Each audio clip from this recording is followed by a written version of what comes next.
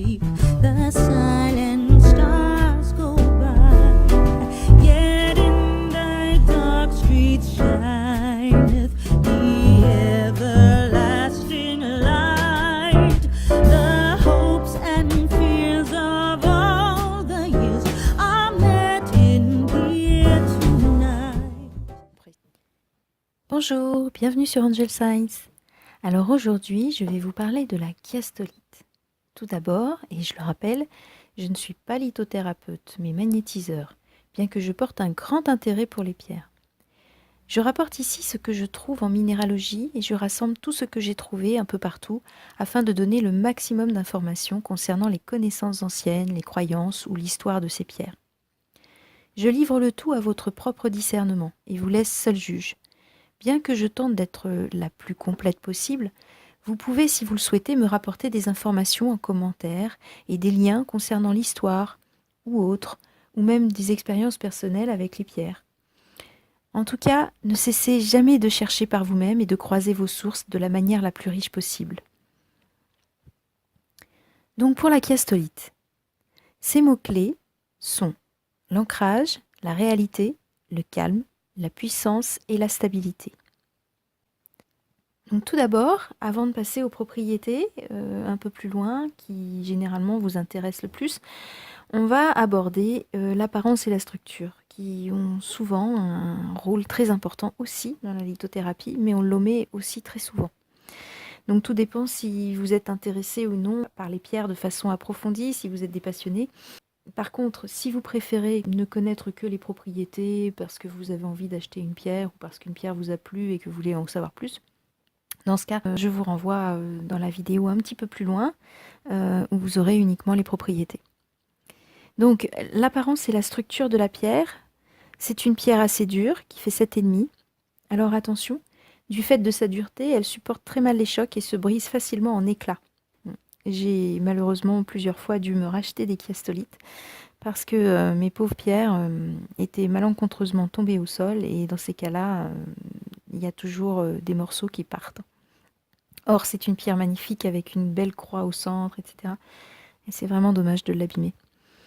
La classe minéralogique, donc elle est de la famille des andalousites. Et l'andalusite en général est connue. Et la chiastolite en est une qui est plus particulière. Et c'est donc, parce que c'est une andalusite, un ésosilicate. Donc tous ces éléments un peu scientifiques, pour ceux que ça intéresse, je ferai des mini vidéos pour expliquer un petit peu ce que ça signifie. Je ne vais pas le mettre ici pour pas trop encombrer de choses et d'autres. Le système cristallin, donc il est orthorhombique et cela signifie que les cristaux sont regroupés en losanges. Donc la couleur de la chiastolite peut passer du brun au gris, elle tire parfois au vert, avec une croix noire qui correspond à des inclusions de carbone en son centre.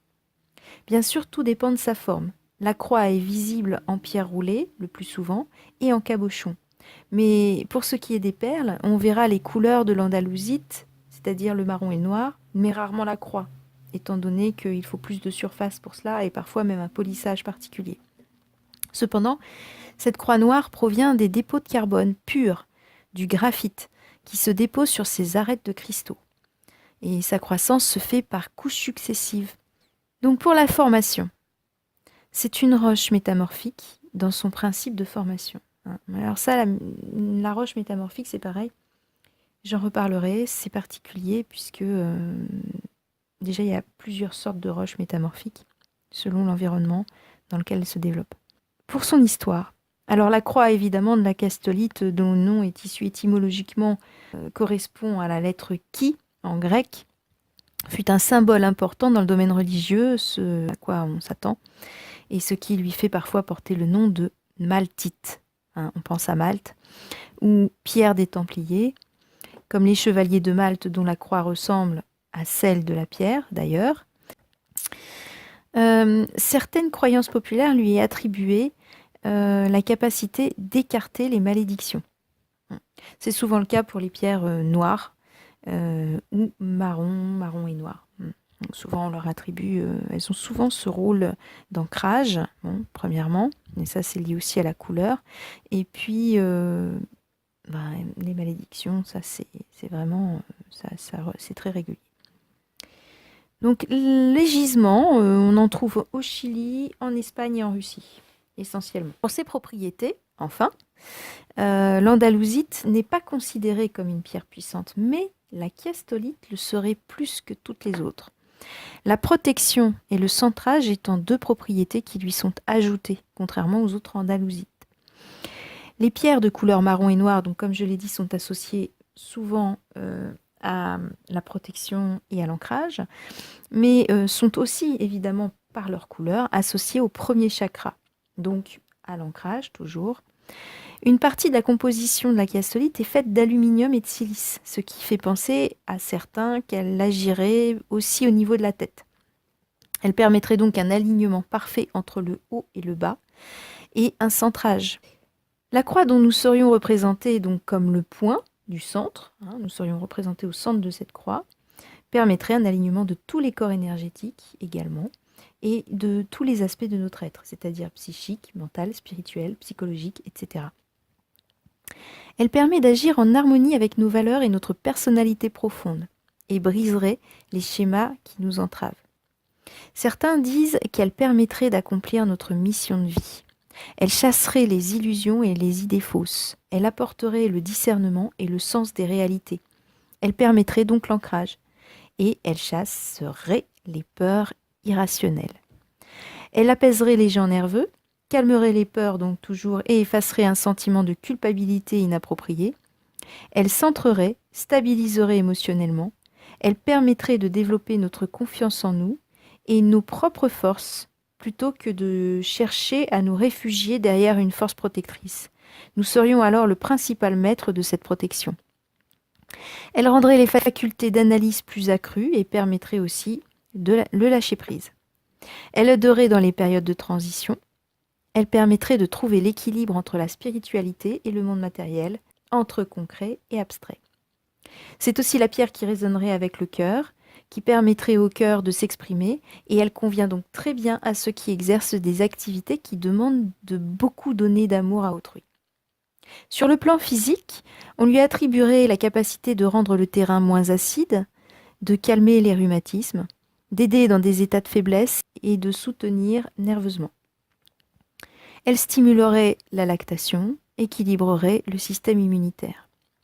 À présent, je vais faire un petit détour vers ses composants en minéraux. Le rôle du carbone dans le corps, puisqu'elle est composée de carbone, la partie noire c'est du carbone.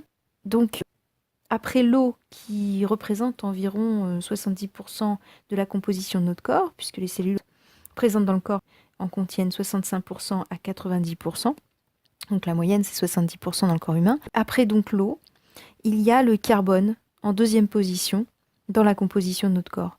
Il est l'élément de base des cellules organiques. Le carbone élémentaire est insoluble dans l'eau. Il peut avoir plusieurs formes cristallines, allant du graphite au cristal, ce qui le rend plus ou moins dense. Il est l'un des composants essentiels de toutes les formes de vie, les plantes, les animaux et nous, ainsi que dans certains minéraux. Le carbone est un excellent conducteur. S'il est pur, il peut être un isolant, comme c'est le cas du diamant. C'est donc la formation carbonique qui va déterminer sa conductivité. Et le carbone peut avoir énormément d'associations chimiques, tout particulièrement le carbone. Donc les formations carboniques sont souvent conductrices, et nous en sommes la preuve physique. C'est lui qui rend le manteau terrestre conducteur sous une forme liquide, sous la croûte terrestre. On fabrique actuellement des couettes contenant du fil de carbone, car il éliminerait le stress et permettrait un sommeil plus profond et reposant. Et pour autant, quand on voit qu'on fait des fibres de carbone dans des couettes pour permettre un meilleur sommeil, pourtant ici aussi, les fibres vont rester juste au contact physique lorsqu'on dort dans la couette. Mais par ailleurs, il n'y a pas d'absorption non plus. Et on s'est rendu compte que ça apaisait, que ça calmait le stress. Donc il y a quand même des choses, des questions à se poser quant à la lithothérapie, à l'impact de ce qui la compose. Tous ces éléments sont des pistes qui pour moi sont devenues particulièrement intéressante au fur et à mesure que je compose ces vidéos et que je fais des recherches approfondies, puisque finalement c'est là que je me suis rendu compte du rôle des minéraux dans le corps. Alors c'est parti du cuivre que je connais particulièrement parce que je connais son rôle dans le corps pour en avoir pris ou pour éviter par exemple des rhumes, etc. Et pour la connaissance que j'ai de son rôle sur le plan immunitaire, etc. Mais cette piste m'a amené à chercher toujours plus loin dans la composition des pierres et dans tout ce qu'on a pu leur trouver comme vertu avant. Et en effet, on peut encore se poser la question, mais est-ce que ça a un lien? Comment est-ce que ça se diffuse dans le corps? C'en est encore une autre. Et est-ce qu'il n'y a que cela qui agit? Ça aussi, c'est une autre question. Donc j'espère que cette vidéo vous a plu. Et si tel est le cas, likez, partagez. Et je vous dis à très bientôt. Au revoir. Oh, little town of Bethlehem, how still we